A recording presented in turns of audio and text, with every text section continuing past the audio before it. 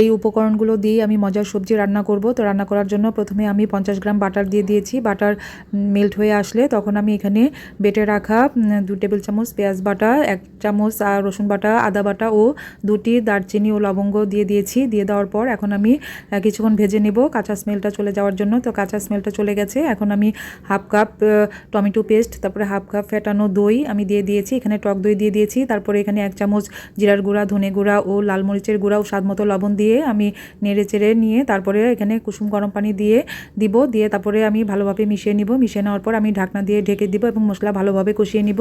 তো মশলা কষানো হয়ে গেছে। এখানে এরপর আমি এখানে ফুলকপি, আলু, গাজর দিয়ে দিয়েছি। যে কোনো সবজি দেওয়া যাবে। আমি এখানে ফুলকপি কুসুম গরম পানি দিয়ে ভালো করে ধুয়ে নিয়েছি। তারপরে কাঁচামরিচ দিয়ে দিয়েছি। তারপর এখানে কুসুম গরম পানি দিয়ে ভালো করে আমি মিশিয়ে নিব।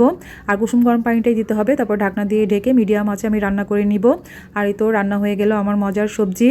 আর আমি গ্রেভিটা আমি মিডিয়াম রেখেছি, বেশি ঘনও না পাতলাও না। আর এই সবজি গরম ভাত বা পোলাও, রুটি যে কোনো সাথে ভালোই লাগে।